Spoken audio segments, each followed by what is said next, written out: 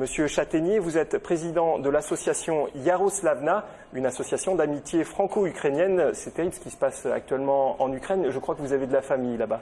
Oui, effectivement. J'ai eu ma fille ce matin qui travaille depuis quelque temps à Kiev. Mon épouse est originaire de Kiev. Depuis longtemps, elle est à Toulouse. Et donc, on suit ces événements avec angoisse. Et nous sommes bouleversés, évidemment, parce que les morts ukrainiens, comme tous, et tout le sentiment qu'il y a en Ukraine aussi, quand un Ukrainien, on ne peut pas tuer un Ukrainien. Voilà, c'est ce qui ressort de tout ce que nous avons appris là.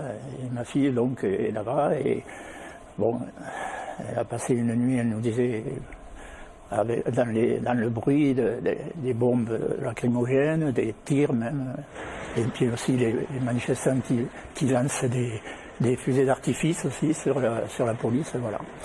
Yaroslavna, en passant, je dis, c'est notre association, elle a été créée pour soutenir aussi le jumelage de tout le Kiev, et Yaroslavna, c'est le patronyme d'une princesse de Kiev qui a été reine de France dans des temps lointains. Alors c'est pour ça que nous avons pris ce nom.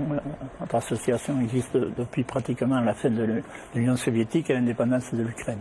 Alors justement, voilà. Monsieur Chataignier, l'Union soviétique et aujourd'hui la Russie, l'Ukraine, elle a toujours entretenu des relations un peu ambiguës avec ce pays, tantôt fraternelles, tantôt ennemies. Pour vous, est-ce qu'aujourd'hui Poutine attise les braises en Ukraine? Je ne pense pas qu'il attise les braises, mais il y a une situation de fait, c'est-à-dire que l'Ukraine est dépendante au point de vue économique, elle est très dépendante de la Russie, et depuis la fin de l'Union soviétique, il n'y a eu aucune tentative concrète d'atténuer cette dépendance au niveau des gouvernements qui se sont succédés.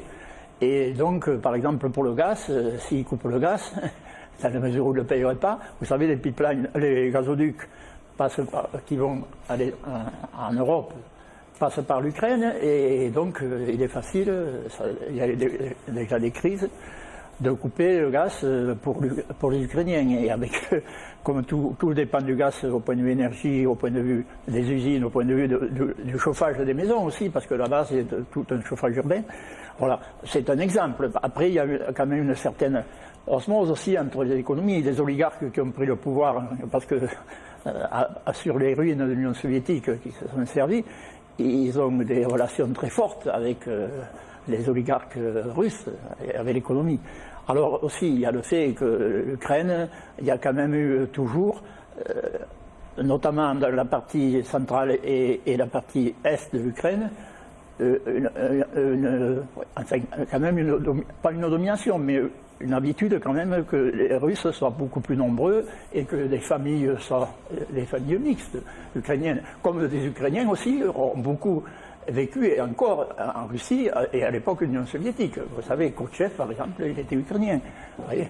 Quelle est aujourd'hui l'influence de Poutine sur l'Ukraine? L'influence de Poutine, on ne peut pas, enfin, au travers de Yanoukevitch peut-être, mais je ne peux pas dire quand même franchement que Poutine exerce une influence directe, parce qu'à ce moment-là, il y aurait réflexe quand même, comme ça se passe d'ailleurs actuellement, surtout dans la partie ouest de l'Ukraine, qui est beaucoup plus occidentale, entre guillemets, vous voyez, que la partie est. Donc, Poutine, il faut quand même qu'il y aille, comme sur les deux, surtout à l'heure actuelle, avec ces incidents qu'il y a, et les Jeux olympiques qui sont en train, pour la Russie, c'est quand même essentiel.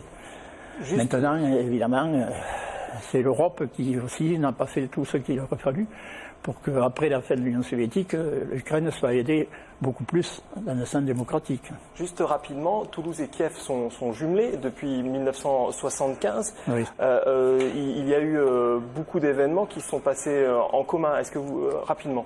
Mais écoutez, bon, il y a eu des événements d'abord à l'époque soviétique. Le maire de Kiev venait, M. Boudis est allé aussi à Kiev.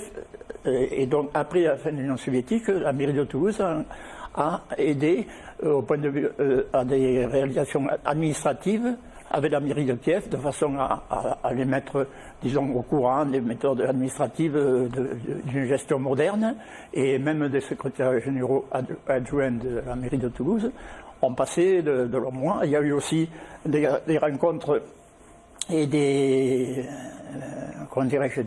visites parallèles dans le domaine de la justice.